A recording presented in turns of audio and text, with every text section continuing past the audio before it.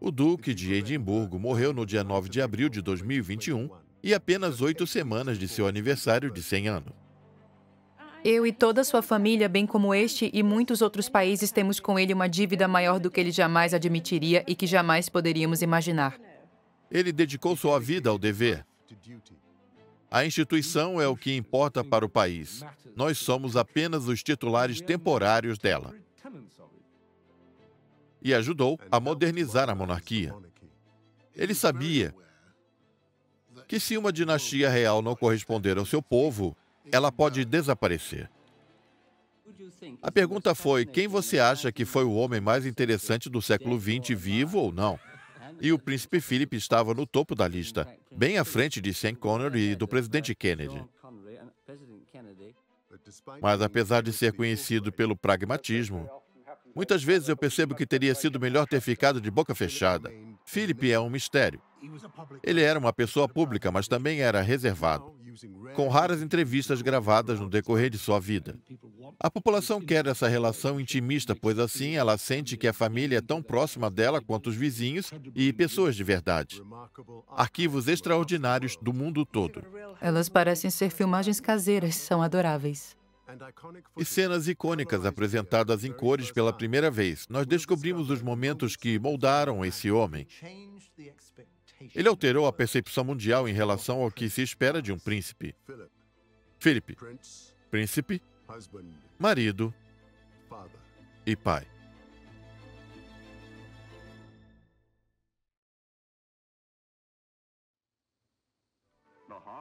O mundo ficou encantado com um casamento real que emanava uma aura de romance verdadeiro. Eles eram jovens e bonitos, não é mesmo? Pela primeira vez em cores, esse é o momento em 47 em que a população inglesa conheceu o homem que iria se casar com a princesa Elizabeth.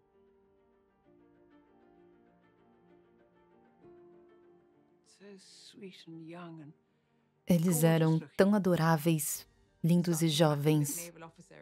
Ele era um oficial naval exemplar em relação às suas conquistas e à sua aparência. Eles pareciam um casal de Hollywood, eles eram encantadores. Essa é uma cena fenomenal. Ele exala confiança. Ela passou a vida toda na frente das câmeras, mas parece que é ele que está guiando-a. Há uma clara química entre eles. Este momento é adorável, eles estão parados um ao lado do outro até que ele se vira na direção dela. Ele deve ter dito algo bastante inapropriado para ela. O que quer que ele esteja dizendo, ele achou engraçado e tentou manter sua postura. Claramente, ela não quer deixar isso transparecer. Segundo alguns aqui se lembram, o mundo estava abatido. A reconstrução no pós-guerra mal tinha começado e tudo estava sendo racionado. Todos pensavam no nosso casamento como uma ocasião alegre que traria felicidade para nossas vidas após o triste período de guerra, e nós pensávamos o mesmo. 4 meses depois, o casamento real conquistou o coração da nação. E atendendo a pedidos do povo, o casal liberou gravações da sua lua de mel. Isso é maravilhoso. Originalmente em preto e branco, é a primeira vez que vemos essa filmagem em cores. Os dias sombrios da guerra ficaram para trás. Esse é o começo de uma nova era. O Duque de Edimburgo não via o mundo de uma maneira idealista, porém ele era muito empático. Nós já tivemos acesso às cartas que ele escreveu para a rainha quando eram mais jovens. Ele de fato era bem romântico. Esse, sem dúvidas, era um amor perfeito. Após Philip se casar com a princesa Elizabeth, ele escreveu para a mãe dela, a rainha: Lilibet é a única coisa no mundo realmente verdadeira para mim. E a minha ambição é me unir a ela para formar uma nova existência conjunta que não somente resistirá àquilo que estiver contra nós, mas que também tenha uma existência positiva para o bem. Isso mostra o lado mais sensível de Philip. Ele era um homem que nunca manifestava suas emoções. No início, Philip uniu o seu casamento com a sua outra grande paixão, a Marinha Real. Eu tinha 17 anos em 38, A guerra estava se aproximando e era evidente para mim que o melhor a fazer era me juntar a uma das forças do país. Naquela época, eu era praticamente um apátrida. O meu passaporte era dinamarquês, mas a Marinha concordou em me aceitar. O príncipe Philip adorava ler sobre a história militar e já leu diversas biografias de Napoleão. Em uma delas, ele leu algo interessante que Napoleão disse. Ele falou: se você quiser entender um homem, você precisa saber como era o mundo quando ele tinha 21 anos. O príncipe Philip tinha 21 anos em 42, e ele refletia todos os valores e atitudes e senso de humor das pessoas de sua geração, a geração da guerra. Para muitas pessoas, essa foi a melhor geração. Ele serviu com distinção durante a guerra e jurou lealdade a esse país quando ainda era jovem. Philip voltou a atuar na Marinha Real quase que imediatamente após seu casamento. Ele não gostava de ficar parado. Ele tinha um cabelo loiro e não conseguiu ver as imagens em preto e branco, era muito bonito. Ele foi bastante condecorado. Ele era competente e bonito na mesma medida. É fácil ver porque a rainha se apaixonou por ele. O Duque de Edimburgo assumiu o controle do HMS Magpie em Malta. Não há momentos de maior orgulho para um marinheiro do que a conquista de uma primeira embarcação. A carreira de Philip estava evoluindo cada vez mais, porém o seu mundo estava prestes a virar de cabeça para baixo. Eu comandei por apenas um ano, pois estávamos em uma situação delicada. O rei não estava bem, então tivemos que ir até o Canadá em 51, e eu tive que sair de Malta.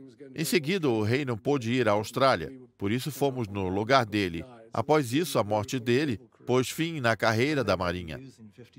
Quando eles ouviram a notícia da morte do rei em 52, o mundo ficou desmoronado. Seu habitat natural, a Marinha, ficou fora de seu alcance. Creio que foi um grande choque. Tudo aconteceu antes do esperado, porque o antigo rei, George VI, partiu bem mais cedo do que todos estavam esperando. Acontece que eu e a rainha fomos arrastados para uma situação antes que estivéssemos preparados e com uma idade menor do que a de costume. É uma experiência intensa para alguém com 30 anos apenas.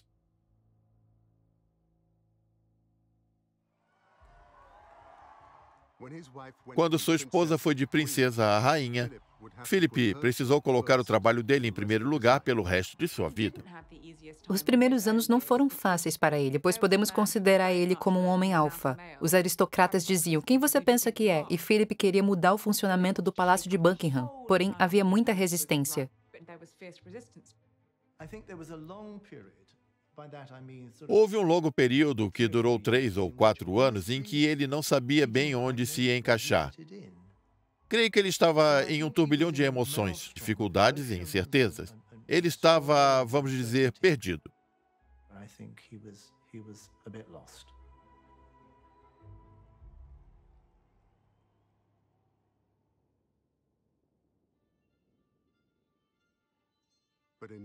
Mas em 1956, 3 anos após a coroação, Philip embarcou em uma viagem que mudaria sua vida para sempre. A diferença de se estar no mar é que você está exposto a um elemento sobre o qual você não tem controle. Você está sujeito a ele. E isso faz bem para a alma.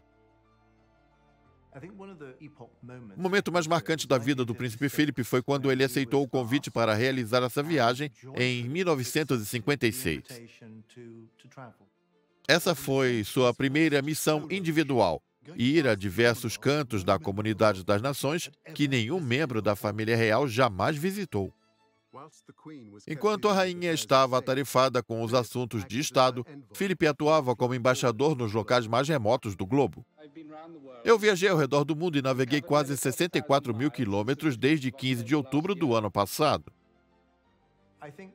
Essa viagem foi fundamental, pois foi nela que ele se reencontrou. Ele amou a viagem e a liberdade que ele tinha. Ele estava livre para ter uma barba e para ser o que ele precisava ser e queria ser. Não passávamos por nenhum grande outro centro populacional ou lugares que seríamos recebidos com um grande espetáculo. Por essa razão, podemos deixar nossas barbas crescerem. Nós competimos para decidir qual seria a mais bonita. O navio baleeiro navegou conosco na Antártica e foi alçado dentro de um cesto. O príncipe Philip embarcou no navio baleeiro usando um método antigo e também cheio de emoção. Ele foi feito para o mar, disso não há dúvidas. Ele costumava jogar hóquei no deck com os tripulantes do iate. E ele era um bom jogador, pode-se dizer. Era um esporte perigoso, porém algumas pessoas saíam com a perna quebrada eventualmente.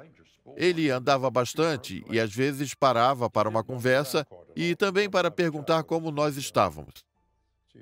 Ele estava sempre trabalhando e sempre lendo ou fazendo alguma coisa. Essa jornada deve ter sido maravilhosa. Toda a liberdade, o vento gelado na natureza, as correntezas e você com sua própria câmera. Ele levou uma câmera Hasselblad e adorava aves. Por isso tirou várias fotos delas. Essa foi a experiência que o fez perceber o quão importante era a salvação desse lindo planeta. Isso o aproximou bastante do papel para ele futuramente ser o criador do Fundo Mundial para a Natureza. E isso era algo que ele tinha incansavelmente. Esse era quem ele era. Não estava atrás 3 passos da rainha. Isso deu a ele sua vocação. No fim de 1956, Philip completou 2 meses afastado de sua esposa e de sua família. Para o príncipe Philip, duque de Edimburgo, esse foi o ponto mais distante da sua jornada de 64 mil quilômetros pela Comunidade das Nações, muito distante do Natal e de sua casa. O duque de Edimburgo ficou frustrado com a forma que sua viagem pela Comunidade das Nações no Britânia, em 56, se transformou em uma controvérsia, pois a viagem estava sendo proveitosa e ele estava gostando daquilo na época. Ele foi a lugares da Comunidade das Nações que nenhum membro da família real jamais visitou. Ele pensou, estou fazendo algo bom, mas então ele descobriu que estava sendo alvo de críticas por estar há muito tempo longe de casa. Isso não fazia sentido para ele, principalmente por ele ser um marinheiro e é na marinha que eles realizam suas viagens mais longas. Ele foi treinado para isso. Foi algo frustrante para ele.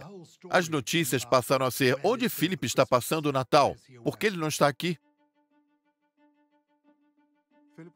Philip estava aproveitando a sua distância da vida palaciana, porém sua longa ausência começou a atrair maus olhares. Havia rumores da imprensa de que havia problemas no casamento real. E isso teve início por conta de um artigo publicado anos antes falando sobre a amizade dele com uma estrela de teatro. Philip era muito bonito e teve algumas namoradas antes de se casar com a rainha. Ele tinha a reputação de ser mulherengo, mas não tinha nada a ver com o que estava acontecendo naquela época. Os rumores foram aumentados devido ao divórcio escandaloso. Uma sombra paira sobre a reta final da viagem do Duque de Edimburgo. O capitão-tenente Michael Parker, seu amigo e secretário, renunciou ao cargo. Receio que não tenha nenhuma notícia para dar. Mike Parker era um amigo próximo de Philip. Eles frequentavam festas juntos. É claro que, quando a esposa de Mike pediu o divórcio, o que começaram a especular foi: se há um problema com esse casamento, talvez também haja com o casamento real.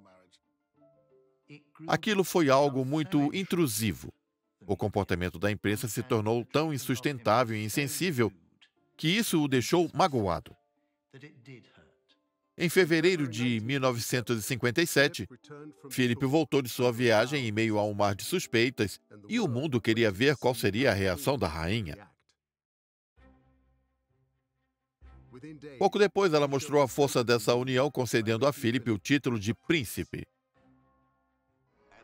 Na Mansion House, o Lorde Prefeito de Londres recebeu o Duque de Edimburgo. Esse foi o primeiro compromisso público do Duque desde que a rainha concedeu a ele o título de Príncipe Philip, Duque de Edimburgo. Ele ficou muito contente pela rainha tê-lo nomeado como príncipe no Reino Unido e em reconhecimento pela viagem que ele havia realizado. Poucos sabem que levou 10 anos até que ele se tornasse príncipe de verdade. Quando ele se tornou um cidadão inglês, ele deixou de ser príncipe da Grécia e passou a ser Duque de Edimburgo. Ela estava dando uma resposta aos críticos. A rainha estava demonstrando a importância de Philip para o país e para ela, apesar dos boatos. A imprensa havia transformado aquilo em uma grande narrativa, o que irritou o Duque. Alguns dias após seu retorno, ele fez um discurso que fazia referência a isso. A viagem, disse o Duque, naturalmente envolvia o sacrifício pessoal de se separar de sua esposa e filhos por um tempo considerável. Essa comunidade das nações, da qual todos os membros estão orgulhosos, nasceu porque pessoas se sacrificaram e ofereceram seus serviços a ela. Eu estou preparado para fazer grandes sacrifícios e, se assim for, eu vou conseguir trazer melhorias, mesmo que em pequenas quantidades, para a comunidade. Philip sacrificou sua carreira na Marinha pela rainha e passou bastante tempo afastado de sua família para que ela não precisasse fazer o mesmo. Ao voltar, ele ajudou a rainha na criação dos filhos. A dinâmica entre a rainha e o duque de Edimburgo é que a rainha era a chefe de estado, a chefe da nação, e o príncipe Philip era o chefe da família, o que funcionou muito bem. Ele era um pai muito presente. Ele queria que os filhos tivessem uma infância segura e feliz na medida em que a mãe deles era a rainha e o pai o duque de Edimburgo, ambos muito atarefados. Outra atração é o espetáculo de hipismo em Windsor, apesar do clima frio da Inglaterra. Eu nunca vi esse antes. É adorável. Olha a Anne bem ali. Isso é interessante. Esse é seu lado atencioso. Uma característica que não associamos muito com ele. Ele está vendo se Anne está bem agasalhada. Que lindo. Philip era muito carinhoso com seus filhos. Às vezes ele era meio rígido. Charles era uma criança muito sensível e Philip não compreendia bem. Ele sempre foi um homem severo e queria muito que seu filho se espelhasse na sua imagem, o que não aconteceu. Os herdeiros reais são fortes e são encorajados a enfrentarem qualquer desafio. O príncipe Charles joga cricket e futebol, veleja, nada, cavalga e anda de bicicleta. Philip era um atleta natural. Por essa razão, ele pensava que seria ótimo transferir isso aos filhos. Os esportes em equipe, em especial, ajudaram eles a aprenderem como se comportarem. Eles precisavam aprender a ganhar, perder, cooperar e fazer parte de uma equipe.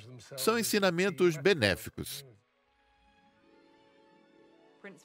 O príncipe Philip estava encarregado de tomar as decisões quanto à educação. Ele estava ansioso para matricular o príncipe Charles em Gordonstoun, já a rainha nem tanto. O herdeiro do trono da Inglaterra irá frequentar Gordonstoun, a antiga escola de seu pai, o príncipe Philip. Charles vai ficar em um dormitório com outros 12 garotos e vai levantar às 7 da manhã para uma corrida pela propriedade. Rumores dizem que o jovem príncipe estava relutante em frequentar essa escola com sua rotina espartana. Ele certamente imaginou que aquilo transformaria Charles e o deixaria mais severo. O efeito que isso teve foi completamente o oposto. O Duque de Edimburgo e o Príncipe Charles estão examinando um caiaque. Eu disse ao Príncipe Philip, é estranho a forma como as pessoas falam de você e o Príncipe Charles são diferentes quando eles falam para mim. Vocês têm muitas semelhanças, vocês andam da mesma maneira, falam da mesma maneira, compartilham um grande interesse pela juventude, natureza, arte e ciência. Ele respondeu, sim, mas tem uma diferença. Eu sou pragmático e o Príncipe Charles é um romântico. Em relação à personalidade, é impossível encontrar duas pessoas mais diferentes do que eles. Philip era muito sisudo, direto e não levava as coisas para o lado pessoal. Qualquer pessoa que os conhecessem diriam que o príncipe de Gales é bem diferente, tendo uma personalidade mais sensível, com uma percepção mais sentimental e pessoal do que a do seu pai. Philip amou o internato. Charles odiou. Philip havia crescido em uma família extremamente disfuncional. Foi um lar bastante disfuncional. E aqui no Reino Unido, o internato deu a ele uma fundação sólida.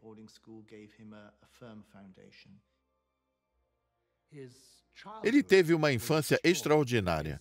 Seu avô, o rei da Grécia, foi assassinado. Seus pais tiveram de fugir da Grécia. Eles foram exilados quando Philip ainda era bem pequeno. Eles viveram em Paris e tinham pouco dinheiro. Seus pais, então, se separaram. Seu pai foi para o sul da França, encontrando uma namorada por lá, e sua mãe teve um colapso mental e ficou internada durante anos. Como eu havia dito, ele decidiu bem cedo que não seria uma vítima do seu passado. Philip não remoía o passado, ele focava no futuro. Ele sabia que poderia se conectar com o povo de uma forma em que a rainha não poderia, causando um impacto na forma com que a monarquia era enxergada. Eu sinto que tenho um papel e uma certa influência e eu quero usar isso para ajudar o país. Dessa forma, eu sinto que posso fazer tudo o que estiver ao meu alcance para a comunidade. A viagem que fez em 56 fez ele perceber que havia conquistado a posição de Duque de Edimburgo, o que abria muitos caminhos, e ele seguiu abrindo outros caminhos também. E isso fez a diferença. Se você tivesse conhecido ele no seu auge, você ficaria impressionado com a quantidade de energia que emanava daquele homem o dia todo. Eu acabei me tornando o diretor da apelação da Associação Nacional de Arenas Esportivas, e o que eu mais admirava nele é que ele chegava ao escritório e assumia as rédeas todo santo dia. Ele chegava no escritório às 10 da manhã e saía de lá terminando o dia e toda a papelada que ele podia fazer. Ele era muito querido pelas pessoas que trabalhavam com ele. Philip percebeu que sua popularidade poderia ser usada por uma boa causa. A atenção que rodeia as visitas que eu realizo não é necessariamente uma atenção voltada para mim, mas sim sobre aquilo que está sendo visitado. Com um pouco de inteligência, você pode escolher lugares aos quais você quer direcionar a atenção devido à sua importância. Uma energia diferente rodeava Philip. A rainha tinha uma aura de fascínio e reverência, porém, nele havia uma proximidade muito maior com as multidões. Ele era tão lindo e charmoso que foi eleito como o homem mais popular da Inglaterra e o príncipe mais popular do mundo. Ele era uma pessoa extraordinária.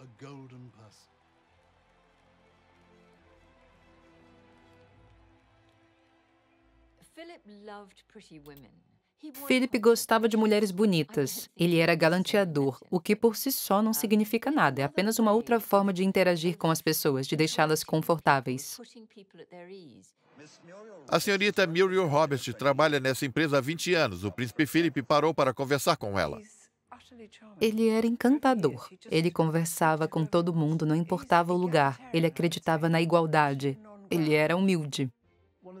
Uma das coisas que me surpreende, posto que eu fui criado em uma grande comunidade de operários e frequentei escolas públicas, é que eu nunca achei que estaria na posição de ser amigo de um membro da família real.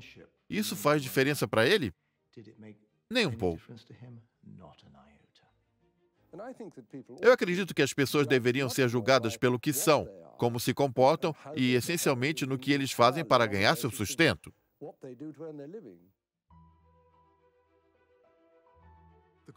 A rainha precisava se manter distante, porém Philip percebeu que a monarquia precisava se tornar mais acessível.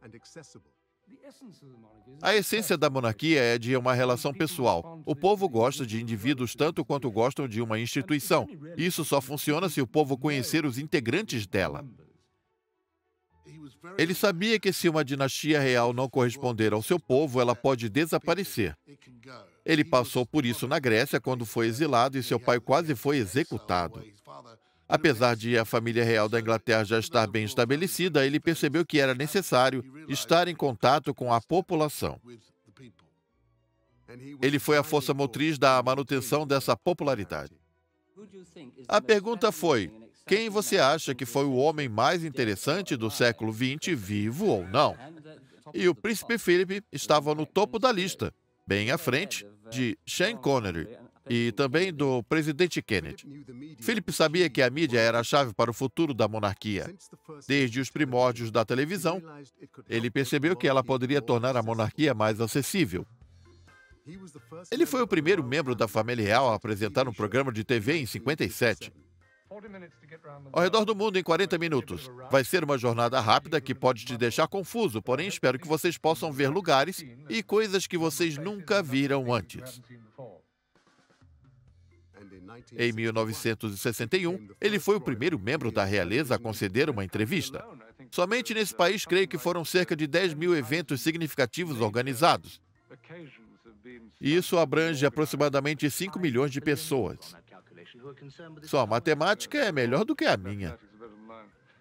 Eu já havia feito o cálculo. Philip partiu sozinho em uma missão de alavancar a imagem da monarquia, realizando várias aparições na televisão. Nosso convidado no De Frente com a Imprensa veio direto de Londres para participar desse programa. Ele é Sua Alteza Real, o Príncipe Philip, Duque de Edimburgo. Hoje à noite, os espectadores australianos estão convidados a conhecer Sua Alteza Real, Príncipe Philip, Duque de Edimburgo. Ele gostava de debater e argumentar e, como sabemos, o Príncipe Philip era conhecido por ser bastante franco. O que você pensa da questão dos vales no sul de Gales e do norte? Você é de Gales? Eu já vivi lá. Você já esteve em Gales? Sim, eu gostaria de ouvir o que você estava pensando a respeito. Você acha que nós faríamos algo do gênero novamente? Não, foi isso que eu quis dizer. O Príncipe Philip era uma pessoa naturalmente franca. Ele sempre respondia as perguntas de maneira honesta. Certa vez ele disse: não há nada de errado em discordar. Por que precisaríamos concordar sobre tudo? Eu percebi que você tem uma função, dentre várias outras, de promover a monarquia e a imagem da monarquia e também zelar por ela. Falando assim, eu pareço ser uma agência de relações públicas. De forma alguma, eu sou contra essa ideia de tentar deliberadamente criar uma imagem, pois é algo que pode ruir com facilidade. Muitos o consideravam truculento, grosso e indelicado. Ele nunca quis ser assim. Ele estava sendo ele mesmo. Interagir com a população se tornou a missão de Philip. Ele era uma pessoa impactante. Ele sempre dizia: vamos dar atenção a isto, vamos filmar aquilo, vamos mostrar isso ao povo. Eu fico surpresa em saber que você escreve os próprios discursos. Sim, sou eu quem os escreve. Isso tem a ver com o senso de dever ou porque você quer falar sobre algo em específico? Não sei, esse apenas me parece ser o caminho mais óbvio a seguir. Ele percebeu que essa era a melhor forma de se conectar com o povo, pois você precisa se tornar alguém relevante e conhecido. Quão longe você pode ir nessa tentativa de humanizar a família real sem perder a sua aura e magia? Quão longe pode ir a sua interação com o povo? Qual seria o limite exato? Creio que precisamos de um equilíbrio. O que está acontecendo, especialmente por intermédio desse aparelho, é que essa relação se tornou muito mais intimista. O povo passou a nos conhecer melhor e nós passamos a conhecer melhor o povo. A população quer essa relação intimista, pois assim ela se sente que a família está bem próxima a ela, tanto quanto vizinhos e pessoas de verdade. Não tinha como ele prever as consequências no longo prazo, uma vez que suas vidas pessoais fossem expostas na mídia. A mídia ia querer saber cada vez mais. Eles iriam cavar cada vez mais fundo. Você gostaria de falar sobre sua família, em especial a sua relação com seus filhos? Claro, nós nos amamos. Que tipo de conversas vocês têm sobre as dificuldades de um membro da família real? São vários tipos. Você se importa em nos contar sobre isso? Não, não me importo. Com certeza. Sim, são assuntos internos, na verdade. Não é um assunto público. Eu estive em Londres algumas semanas atrás e conversei com o príncipe durante 1 hora. Ele é uma pessoa informal e a coletiva de imprensa foi totalmente aberta. Mas se você fizer perguntas pessoais envolvendo a família dele, ele não responderá. Todos os outros assuntos estarão dentro dos limites.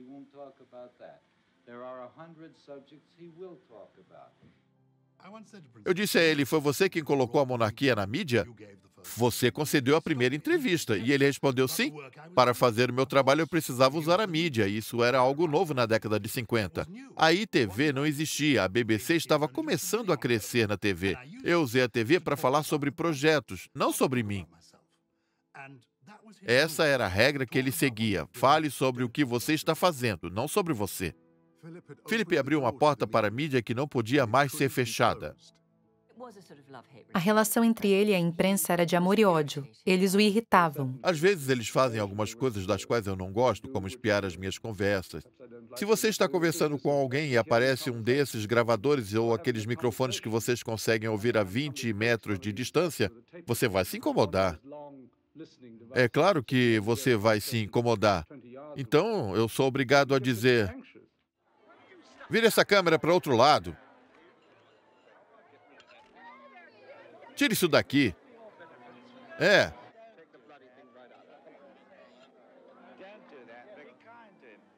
Ele ficou furioso que alguém precisou intervir. Ele está dizendo que tudo tem um limite. Se você está tendo uma conversa privada, ela deve permanecer privada. Ele não quer ter uma câmera perto dele, porque assim as coisas podem ser tiradas de contexto. Ele ficava frustrado pela forma com que ele era tratado, principalmente pela imprensa inglesa.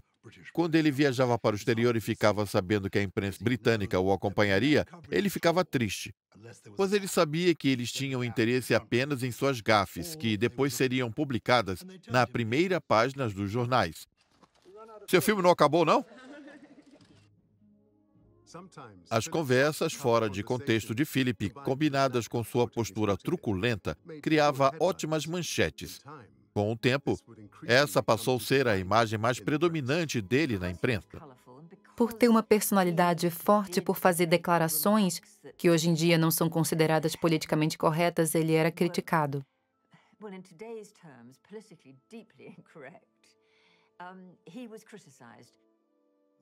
A imprensa ficava à espera dessas gafes. Eu era um deles. Elas o transformavam em uma caricatura. Mas a verdade é que ele as cometia, e cometia deslizes. Ele sabia que possuía o dom de dizer coisas inoportunas. Ele mesmo inventou um termo para isso. Inversão manopodiátrica, meteu os pés pelas mãos. É óbvio que eu cometo erro, seria loucura pensar o contrário. Muitas vezes eu percebo que teria sido melhor ter ficado de boca fechada. Infelizmente para o príncipe Philip, a sua imagem de produtor de gafes acabou encobrindo grande parte do trabalho que ele vem executando há anos. Não foi apenas Philip que precisou aturar a intromissão da mídia. Não é amedrontador saber que todos os holofotes estarão sobre seu filho mais velho? O que você fará para protegê-lo ou para tornar isso mais tolerável? É difícil encontrar uma forma de tornar isso mais tolerável. Talvez com mais experiência seja possível se esquivar das armadilhas antevendo o que pode vir a acontecer em algumas circunstâncias. Eu só mostro para ele o que está acontecendo e como essas coisas ocorrem, e também mostro como essas coisas sempre acontecem e como podemos suportá-las. Ele sabia que era necessário ser forte para sobreviver aos momentos em que você aparecia no jornal sendo acusado de diversas condutas e sendo criticado por inúmeras razões.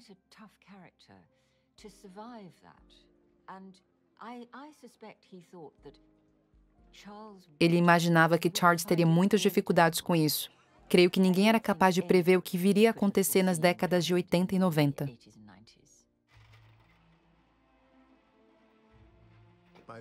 No início dos anos 90, a cobertura do casamento fracassado do seu filho pela imprensa se tornou uma febre. O príncipe e a princesa de Gales tiveram de manter as aparências novamente durante a viagem à Coreia do Sul. A mídia e as reportagens é que estão causando os problemas. Deixe-os em paz. Eles têm problemas como qualquer outra pessoa, é hora de deixá-los em paz. Acho que eles não eram chamados de paparazzi quando ele era o alvo. Ele achava desesperador ver os seus filhos e netos sendo fotografados com aquelas lentes longas. As únicas aversões que eu tenho são contra os redatores de fofocas, que não se limitam aos fatos e que não atuam de maneira construtiva, e contra os fotógrafos intrusivos, que estão sempre buscando algo fora do normal para chamarem a atenção dos seus clientes. São coisas com as quais eu realmente não concordo.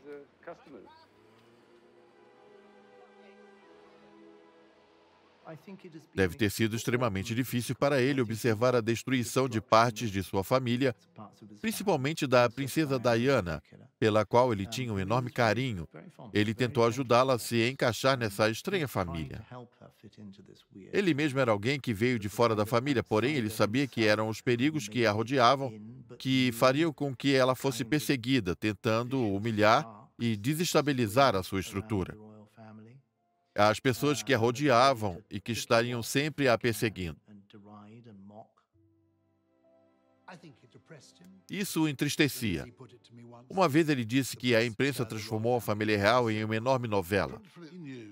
O príncipe Philip sabia que se você estivesse fazendo algo errado, por exemplo, um adultério, a imprensa certamente iria descobrir. Nas garras da imprensa inescrupulosa nas décadas de 80 e 90, tudo isso ia parar em jornais. Ele não gostava da imprensa, ele não tinha nenhum afeto pelos jornalistas. Muito pelo contrário. No entanto, ele sabia que era o trabalho deles, era dever dele e da família garantir que os jornalistas não estivessem o que escrever.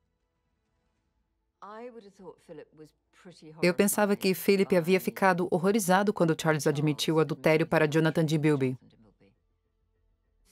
As histórias que foram publicadas nesse período foram muito negativas, não apenas para os indivíduos envolvidos, mas também para a integridade da monarquia que demandou anos de trabalho de Philip e Elizabeth para ser construída.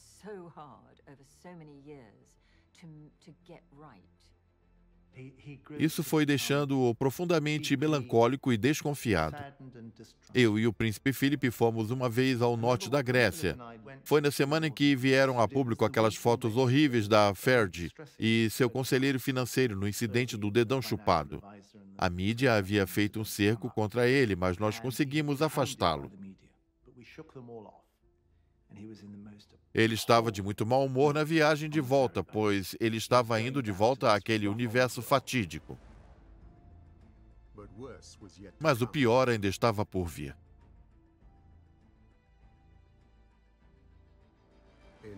Em 1997, quando Diana morreu, a família real enfrentou uma de suas maiores crises.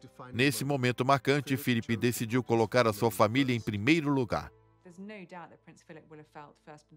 Não há dúvidas de que para o príncipe Philip seu papel era de ser um avô que estivesse presente para consolar William e Harry, que acabaram de perder a mãe em circunstâncias terríveis. Não foi a primeira ocasião em que seu posicionamento foi mal interpretado. Não foi ideia dele. É tradição dos funerais reais que os membros da família acompanhem a carruagem. Originalmente, o príncipe Philip não iria fazer parte dessa comitiva. Ele disse ao príncipe William: "Se você se sentir melhor, eu posso andar a seu lado." Ele se voluntariou para isso. O príncipe William aceitou o convite. Diferente do que foi noticiado, esse foi um ato de amor do avô que estava oferecendo o seu apoio ao príncipe William. Ele foi criticado por isso, porém a ideia não partiu dele. Houve um momento em que eles passaram pelo arco do desfile da cavalaria e o príncipe Philip se aproximou dele. Ele me disse que não sabia que as câmeras estavam filmando. Naquele momento, ele confortou William enquanto eles andavam lado a lado.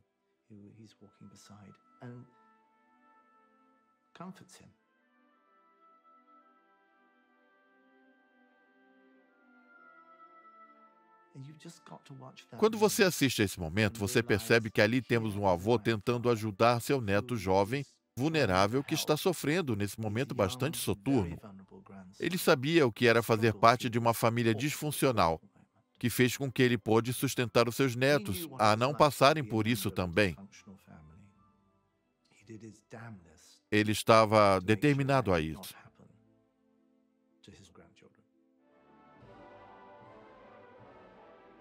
Algum dia, o futuro da monarquia estará nas mãos de William. É por isso que Philip deu a ele todo o seu apoio. A rainha e o príncipe Philip perceberam que havia o risco de que a vida de William saísse dos trilhos. Ele corria sério perigo de se perder por conta da situação pelo qual ele passou. Eles deram ao William uma fundação sólida, que hoje está dando frutos. E é isso o que importava para eles naquele momento. A relação de William e Harry com o príncipe Philip sempre foi importante para ambos, algo que William salienta ao falar sobre o senso de dever que ele pôde presenciar em seus avós e que herdou deles. Basta ver a forma como William e Harry se interessam pelo trabalho que realizam pela população e pelo meio ambiente, que claramente foi herdado do príncipe de Gales, mas que teve origem no duque de Edimburgo. Esses interesses de longa data se tornaram a base de atuação dos seus netos nos dias de hoje. Em 2017, o príncipe Philip decidiu que era hora de passar o bastão para a próxima geração e surpreendeu a todos quando anunciou sua saída da vida pública. O último compromisso oficial do príncipe Philip com os fuzileiros reais no pátio do Palácio de Buckingham deixou muitas pessoas emocionadas, pois tudo naquele dia representava a figura brilhante que era Philip. Estava chovendo bastante. O tempo estava ruim para uma pessoa de mais de 90 anos, porém, lá estava ele usando sobretudo e chapéu coco. A imagem dele tirando o chapéu é muito marcante e comovente. O povo conseguia sentir que estava perdendo algo. Da última vez que eu acompanhei o Duque de Edimburgo a um compromisso oficial, ele entrou na sala, foi até a mesa, subiu nela e começou a falar. Ele tinha mais de 90 anos de idade e 70 anos de serviço público. A rainha deve ter pensado, por que ele não tira um tempo para ele mesmo? Por que ele não passa um tempo fazendo o que mais lhe agrada? E ele concordou com tudo isso. Se a rainha estivesse satisfeita com isso, ele o faria. E ele fez. A rainha teria enfrentado dificuldades muito maiores se não fosse por ele. Ela dedicou toda a sua vida ao seu dever e ela nunca teria abandonado isso. Sem o príncipe Philip ao seu lado, esse ambiente seria insuportável. Ele esteve presente em todo esse processo. O que o príncipe Philip deu à rainha? Muitas coisas, mas a mais importante delas foi que ele a fazia rir. Ele também tratava com normalidade, enquanto ninguém no mundo a tratava assim, nem mesmo seus filhos. Somente o Duque de Edimburgo fazia isso. Ele a tratava como mulher e como esposa. E, da mesma forma, ninguém no mundo dizia a Philip, Philip, fique quieto. Só a rainha fazia isso. Infelizmente, o príncipe Philip precisou ouvir minhas conversas em muitas ocasiões. Nós conversamos com frequência sobre o discurso que eu pretendia fazer e, como vocês podem imaginar, ele expressou suas opiniões de maneira franca. Ele é alguém que não costuma aceitar elogios, mas ele simplesmente tem sido a minha força e morada por todos esses anos. Eu e toda a sua família, bem como este e muitos outros países, temos com ele uma dívida maior do que ele jamais admitiria e que jamais poderíamos imaginar. Philip passou mais tempo ao lado da rainha no último ano e meio de sua vida do que havia passado nos últimos anos, pois eles viveram juntos em Windsor e ficaram isolados lá por quase um ano inteiro. Poder passar seu tempo com ele antes do seu falecimento foi importante para a rainha.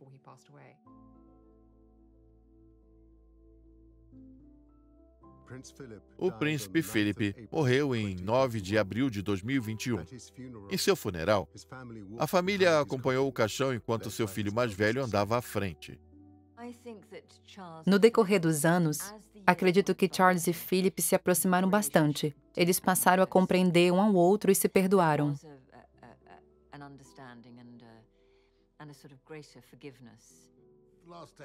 Durante a última década, tanto Charles quanto Philip amadureceram e passaram a respeitar as pessoas e as opiniões um do outro.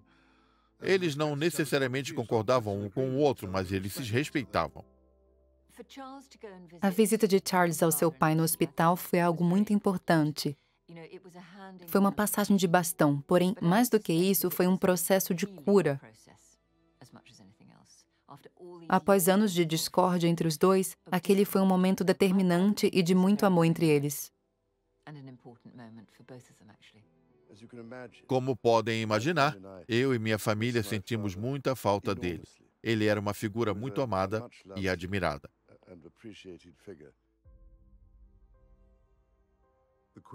A rainha perdeu seu marido, a família, seu pai e avô, e a nação, seu consorte real mais atuante. A rainha disse que o luto é o preço que pagamos pelo amor. O que fazer em um momento difícil? Seguir em frente.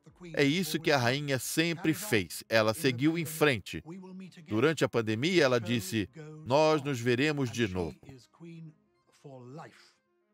A vida continua e a vida dela é de ser rainha. A atitude dela é a que, bem, eu estaria fazendo se eu ficasse chorando. Não é isso que o príncipe Philip iria querer. Ele alterou a percepção mundial em relação ao que se esperava de um príncipe. Ele fez do mundo um lugar mais gentil, mais fascinante e até mesmo mais divertido. E o mais importante para mim foi que ele nos ajudou a ver que se algo vale a pena ser feito, então você deve ir em frente e tentar fazê-lo. Assim você pode acabar tendo um sucesso maior do que todas as expectativas sobre você. Foi o que aconteceu comigo, em relação a ele. Isso também aconteceu com muitas outras pessoas. Eu nunca pensei nisso como um papel, é apenas um estilo de vida. Eu vou seguindo em frente e tomando as decisões que forem mais sensatas, a depender das circunstâncias. Ele será lembrado como um líder extraordinariamente corajoso e admirável. Sua perspectiva da vida era olhar para cima e para o exterior, não para baixo e nem para o interior. Eu não podia perguntar a ele qual o seu legado, pois ele iria responder: eu não fiz nada, foram os outros. São os outros. Se ele soubesse que esse documentário está sendo feito, ele diria: mas por quê? Por qual razão? Do que vocês vão falar? É só mais uma pergunta fútil. Por que você não vai viver a sua vida? É isso que ele diria: vá viver sua vida, vai cuidar da sua vida. O que você fez esse ano? Ele diria isso. E também, pelo menos o câmera está em silêncio. Pelo que você gostaria de ser lembrado? Eu não me preocupo com isso, porque quando eu cair morto, eu não estarei aqui para saber do que as pessoas vão se lembrar. Para mim, isso é indiferente. Não existe algo do qual você tem orgulho de ter conquistado?